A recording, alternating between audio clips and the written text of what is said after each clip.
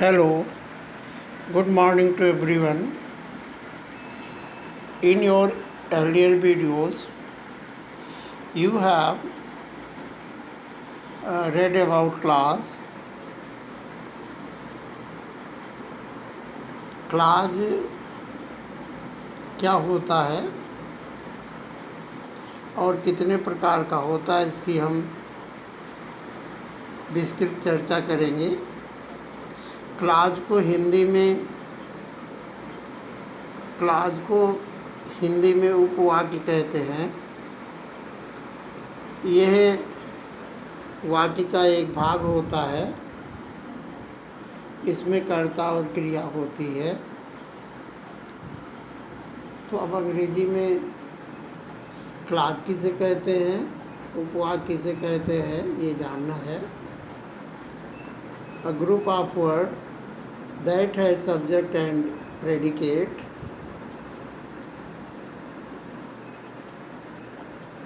forming a sentence or a part of sentence is called a clause. तो clause वाक्य का एक भाग होता है और ये शब्दों का समूह होता है। इसमें कर्ता और क्रिया होती है। उदाहरण के लिए समित सिंग्स, यहाँ समित कर्ता है और क्रिया सिंग्स है। इस तरह से ये वाक्य हो गया। और दूसरा सुमित सिंह से सॉन्ग, यहाँ समिता करता है, सिंह से सॉन्ग में सिंह से क्रिया और ए सॉन्ग ऑब्जेक्ट है। ये भी पार्ट ऑफ सेंटेंस ही है। और इस तरह से ये एक ही वाक्य है, इसमें दो वाक्य नहीं है। और ये क्लाज हुई।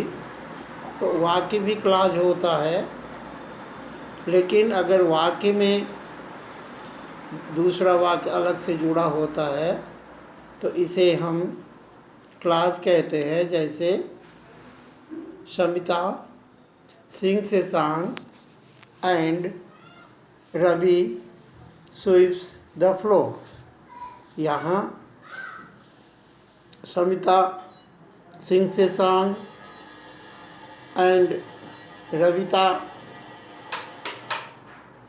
स्वीप्स द फ्लोर में दो वाक्य हैं।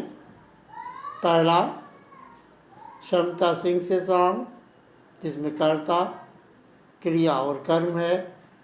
दूसरे वाक्य में भी यही है, कर्ता क्रिया कर्म है, लेकिन दूसरा वाक्य पहले वाक्य से में जुड़ा है और ये जोड़ वाला शब्द एंड है। इस तरह जो बाद वाला वाक्य लिखा है ये क्लाज कहलाएगा। अब हमें ये जानना है कि क्लाज के कितने भेद होते हैं। एक चार्ट बना हुआ है जिसमें ऊपर क्लास लिखा है और नीचे क्लास के भाग लिखे हुए हैं। तो क्लास मुख्य रूप से दो भागों में बटा होता है। पहला मेन क्लास या प्रिंसिपल क्लास है, दूसरा सबऑर्डिनेट क्लास है। तो ये मेन क्लास है, इसको एक दूसरे नाम से जानते हैं। इस क्लास को हम डिपेंडेंट क्लास कहते हैं। मेन क्लास को इंडिपेंडेंट क्लास कहते हैं और सबऑर्डिनेट क्लास को डिपेंडेंट क्लास कहते हैं। तो इस तरह से क्लास दो भागों में बटा होता है। एक होता है इंडिपेंडेंट क्लास और दूसरा सबऑर्डिनेट क्लास होता है। इंडिपेंडेंट क्लास क्या होता है? इंडिपेंडेंट क्लास वो क्लास होता है जो वाक्य में पूरा अर्थ देता है उसे किसी दूसरे वाक्य की ज़रूरत नहीं पड़ती। सबऑर्डिनेट जिसे डिपेंडेंट क्लास कहते हैं, यह दूसरी क्लास पर आश्रित होता है। तो इस तरह से हमें जानना है कि डिपेंडेंट क्लास क्या होता है। The class which has subject and verb and makes complete sense is called independent class. Dependent class is class which does not convey complete sense without principal clause। अब ये जो सबऑर्डिनेट क्लास है, इसके 3 भाग होते हैं। एक नाउन क्लाज होता है, दूसरा एडजेक्टिव क्लाज होता है और तीसरा एडवर्ब क्लाज होता है। तो ये नाउन क्लाज क्या होता है? निश्चित रूप से संज्ञा उपवाक्य वाक्य में संज्ञा का काम करता है। जिस तरह से वाक्य में संज्ञा कर्ता के पहले आती है, कर्ता के बाद आती है, अर्थात क्रिया के बाद आती है या बीच में आती है, उसी तरह से संज्ञा उपवाक्य भी वाक्य में पहले आता है, नाउन के बाद आता है और वाक्य के अंत में आता है, ऑब्जेक्ट के रूप में आता है। तो नाउन क्लास को जानने के लिए हमें कंजक्शन की ज़रूरत पड़ेगी। तो ये कंजक्शन जो संज्ञा उपवाक्य बनाते हैं वो निश्चित रूप से प्रोनाउन होते हैं। और कौन से प्रोनाउन होते हैं? इंट्रोगेटिव प्रोनाउन होते हैं। हु, व्हाट, विच, whom और whose। इसके अतिरिक्त एडवर्ब भी होता है, interrogative adverb, when, where, why, how। साथ साथ कुछ जोड़ने वाले शब्द भी होते हैं, जिसे दैट, इफ़ या वेदर के रूप में जानते हैं। ये वाक्य में प्रयोग होकर हिंदी में की का अर्थ देते हैं। तो ऐसा कह लें, जिस वाक्य में दूसरे वाक्य की शुरुआत की से होती है उसे संज्ञा उपवाक्य कहते हैं। उदाहरण के लिए देखें, आई नो हु इज़ ही। यहाँ इस वाक्य की हिंदी यह हुई, मैं जानता हूँ कि वो कौन है। तो हु इज़ ही, यहाँ हु का अर्थ की निकल रहा है, इसलिए ये संज्ञा उपवाक्य है और ये क्रिया नो के बाद लिखा हुआ है, इसलिए ये ऑब्जेक्ट है। तो ये जानना है कि ऑब्जेक्ट कैसे हुआ, सब्जेक्ट कैसे हुआ। तो अगर क्या का उत्तर मिल रहा है तो वो कर्म है, और यहाँ क्या का उत्तर हु इज़ ही निकल रहा है, इसलिए ये संज्ञा उपवाक्य है। तो संज्ञा उपवाक्य वाक्य में सब्जेक्ट टू ये वर्ब क्रिया का कर्ता होता है, ऑब्जेक्ट टू ये वर्ब क्रिया का कर्म होता है, कॉम्प्लीमेंट ऑफ ए वर्ब क्रिया का पूरक होता है, और अगला ऑब्जेक्ट ऑफ प्रीपोजिशन, ये किसी प्रीपोजिशन के द्वारा गवर्न होता है। इस तरह से ये पता लगा कि संज्ञा उपवाक्य वाक्य में 3 तरीके से आता है। कभी कर्ता के रूप में आता है और कभी कर्म के रूप में आता है, तो कभी पूरक के रूप में आता है, कभी प्रीपोजिशन द्वारा गवर्न होता है। और इसकी मुख्य पहचान है कि अगर हिंदी में अर्थ निकालें तो वाक्य में की या जो कुछ आ जाए तो इसे संज्ञा उपवाक्य कहेंगे। अब विशेषण उपवाक्य की चर्चा की जाए तो विशेषण उपवाक्य वाक्य में विशेषण का काम करता है और इसमें कर्ता क्रिया और कर्म होता है। तो विशेषण उपवाक्य वाक्य में किसका काम करता है? विशेषण का काम करता है, और ये वाक्य में विशेषता बताता है। ये मुख्य रूप से नाउन या प्रोनाउन के बाद आता है और इसके लिए, इसको जानने के लिए रिलेटिव प्रोनाउन या रिलेटिव एडवर्ब को जानना ज़रूरी है। तो रिलेटिव प्रोनाउन क्या होता है? वो प्रोनाउन जो वाक्य में प्रयुक्त होकर रिलेशन दिखाता है उसे रिलेटिव प्रोनाउन कहते हैं। और relative pronoun who, which, that, whose, whom होता है। और अगला रिलेटिव एडवर्ब, ये भी संबंध बताता है, ये है व्हाई, व्हेन, हाउ और वेयर। जब इन शब्दों से कोई वाक्य जुड़ा होता है तो उसे हम निश्चित रूप से विशेषण उपवाक्य कहते हैं। और इनकी हिंदी में इनका अर्थ जो, जिसने, जिसको, जिसका होता है। और फिर इसी के साथ साथ जब, जहाँ, जिस प्रकार और जिस तरह होता है। तो इस तरह से एक उदाहरण देखें तो एक उदाहरण इसमें एक उदाहरण निश्चित रूप से दिया गया है, जैसे she is a very beautiful girl. तो यहाँ वेरी ब्यूटीफुल गर्ल ये क्या है? वेरी ब्यूटीफुल क्या है? तो यहाँ वेरी ब्यूटीफुल यह वाक्यांश है और ये संज्ञा गर्ल की विशेषता बता रहा है। और इसी को अगर हम लिख दें कि she is a girl who is very beautiful, यह एक लड़की है जो बहुत सुंदर है। तो यहाँ जो बहुत सुंदर है यह विशेषण उपवाक्य हो गया। तो इस तरह से जो विशेषण उपवाक्य होता है वो रिलेटिव प्रोनाउन और रिलेटिव एडवर्ब से बनता है। अब चर्चा करना है कि एडवर्ब क्लॉज क्या होती है। तो जो एडवर्ब क्लॉज होती है ये एडवर्ब क्लॉज निश्चित रूप से वाक्य में क्रिया विशेषण का काम करती है।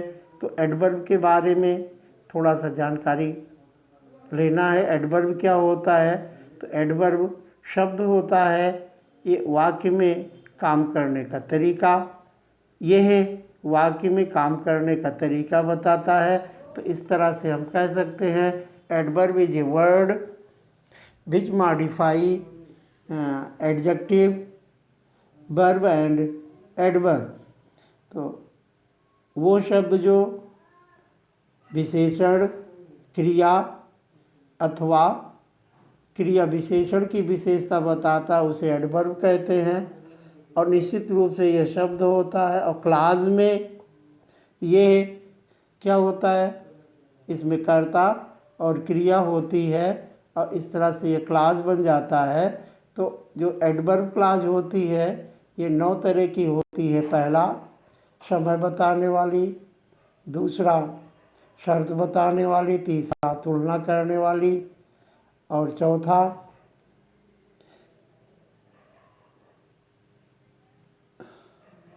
कारण बताने वाली, उद्देश्य बताने वाली, स्थान बताने वाली, तरीका बताने वाली और परिणाम बताने वाली होती है। तो जो एडवर्ब है वो वाक्य में, चूँकि ये शब्द है वाक्य में आता है तो समय बताता है, जैसे नाउ, देन। तो ये नाउ और देन ये क्या है? शब्द है। और इसी से अगर वाक्य फ्रेम कर दें तो क्या हो जाएगा? क्लॉज हो जाएगा। जैसे व्हेन आई केम इन, जब मैं अंदर आया, ही रैन अवे, वो चला गया, वो भाग गया। तो यहाँ व्हेन आई केम इन में ये समय बताने वाला है, इसलिए एडवर्ब क्लॉज ऑफ टाइम है। और इसी तरह से एडवर्ब क्लॉज ऑफ प्लेस, स्थान बताने वाला। तो this is the place where Ram was born, ये वही जगह है जहाँ राम पैदा हुए थे। तो वेयर राम वाज बॉर्न निश्चित रूप से यह स्थान दिखा रहा है, इसलिए यह एडवर्ब क्लॉज है। अगला कारण बताने वाला। He is ill, as he is ill he can not go to school.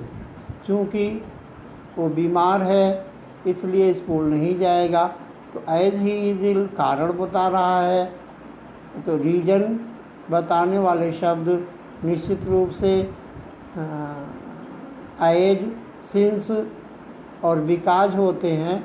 इसी तरह से उद्देश्य बताने के लिए ताकि शब्द का प्रयोग किया जाता है। जैसे वो पढ़ता है ताकि वो परीक्षा में अच्छे अंक पा जाए। तो यहाँ पर्पज है, पढ़ने का उद्देश्य क्या है, परीक्षा में अच्छे अंक लाना। तो so that he may get good marks, he reads so that he may get good marks. तो so that he may get good marks, ये रीजन पर्पज बता रहा है, इसलिए यह एडवर्ब क्लॉज है। इसके अलावा एडवर्ब क्लॉज तुलना भी करती है। जैसे उदाहरण देखें तो उदाहरण है she is as beautiful as her sister. वो उतनी सुंदर है जितना कि उसकी बहन है। तो ये यहाँ क्या दिखा रहा है, यहाँ तुलना कर रहा है। तो एडवर्ब क्लॉज क्या करती है, तुलना भी करती है और इसके साथ साथ ये समय भी बताती है। तो समय बताने के लिए व्हेन का प्रयोग होता है, टिल का प्रयोग होता है, अनटिल का प्रयोग होता है, एज सून एज का प्रयोग होता है और नो सूनर देन का भी प्रयोग होता है। अब एडवर्ब क्लॉज परिणाम भी बताती है। तो परिणाम बताने के लिए इतना की शब्द का प्रयोग होता है। तो इतना वाक्य के बीच में रहता है और जब दूसरा वाक्य होता है तो की से शुरू होता है। जैसे he is so fat he that he can not run. वो इतना मोटा है कि वो दौड़ नहीं सकता है। तो यहाँ इतना मोटा है कि, तो इतना की लिखा रहेगा तो ये क्या हो जाएगा, ये रिजल्ट बताने लगेगा। इसलिए इसे हम एडवर्ब क्लॉज ऑफ रिजल्ट कहते हैं। और इसके बाद एक क्लॉज और होती है जिसको हम कंसेशन बोलते हैं। कंसेशन का मतलब शर्त है। जैसे if you come I will go, अगर तुम आओगे तो मैं चलूँगा। तो यहाँ इफ़ यू कम ये कंडीशन है और आई विल गो ये प्रिंसिपल क्लॉज है, इंडिपेंडेंट क्लॉज है। इफ़ यू कम ये सबऑर्डिनेट क्लॉज है, क्योंकि यह दूसरे वाक्य पर निर्भर है। अगर तुम आओगे तो मैं चलूँगा। तो अगर मैं ये बोल दूँ अगर तुम आओगे तो निश्चित रूप से ये पूरा वाक्य नहीं हुआ। तो इस तरह से आपने समझा कि क्लॉज में जो सबऑर्डिनेट क्लॉज होती है, जिसे हम आश्रित उपवाक्य कहते हैं, ये वाक्य में संज्ञा का काम करती है, विशेषण का काम करती है और क्रिया विशेषण का काम करती है। तो इसी से संबंधित कुछ अभ्यास आपके पास भेजे जाएंगे और इनमें आपको क्लॉज खोजकर अलग करना है, कौन सी प्रिंसिपल क्लॉज है, कौन सी सबऑर्डिनेट क्लॉज है और कौन सी कोऑर्डिनेट क्लॉज है।